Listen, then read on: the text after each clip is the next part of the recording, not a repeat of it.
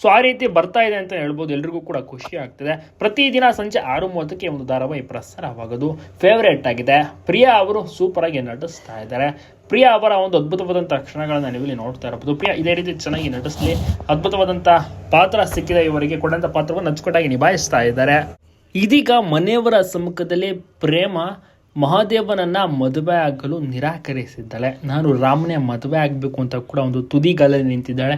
ಇದನ್ನು ಬಂದು ರಾಮ್ ಹತ್ರ ಕೂಡ ಹೇಳಿದಂಥ ಟೈಮ್ನಲ್ಲಿ ನೀನು ಮಹಾದೇವನನ್ನೇ ಮದುವೆಯಾಗು ಅಂತ ಹೇಳಿದ್ರೆ, ಇಲ್ಲ ನಾನು ನಿನ್ನೆ ಮದುವೆ ಆಗೋದು ಅಂತ ಕೂಡ ಹೇಳ್ತಾ ಇದ್ದಾಳೆ. ಪ್ರೇಮ ಕಾವ್ಯ ತುಂಬ ಚೆನ್ನಾಗಿ ಬರ್ತಾ ಇದೆ. ಇದರಲ್ಲಿ ಪ್ರಿಯಾ ಅವರು ಪ್ರೇಮ ಪಾತ್ರವನ್ನು ಮಾಡ್ತಾ ಇದ್ದಾರೆ. ಕಾವ್ಯ ಪಾತ್ರವನ್ನು ವರ್ಷಿಣಿ ನಿಭಾಯಿಸ್ತಾ ಇದ್ದಾರೆ. ಬಹಳಷ್ಟು ಜನರಿಗೂ ಕೂಡ ಇಷ್ಟ ಆಗಿದೆ. ತುಂಬಾ ಸೂಪರ್ ಆಗಿರುವಂಥ ಒಂದು ಧಾರಾವಾಹಿ. ಇತ್ತೀಚೆಗಷ್ಟೇ ಧಾರಾವಾಹಿ ಸ್ಟಾರ್ಟ್ ಆಗಿದ್ದು ಒಳ್ಳೆ TRP ರೇಟಿಂಗ್ ಕೂಡ ಪಡೆದುಕೊಂಡಿದೆ.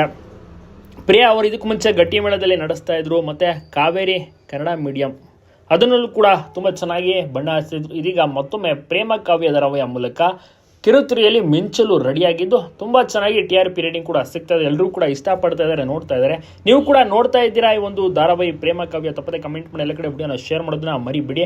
ಅತ್ಯುತ್ತಮವಾಗಿಯೂ ಕೂಡ ಬರ್ತಾ ಇದೆ. ಜನರ ಒಂದು ಫೇವ್ರೇಟ್ ಧಾರಾವಾಹಿ ಆಗಿಬಿಟ್ಟಿದೆ. ಪ್ರತಿದಿನ ಆಯಿತು ಅಂದರೆ ಈ ಧಾರಾವಾಹಿನ ನೋಡೋಕ್ಕೆ ಕುಳಿತು ಬಿಡ್ತಾರೆ.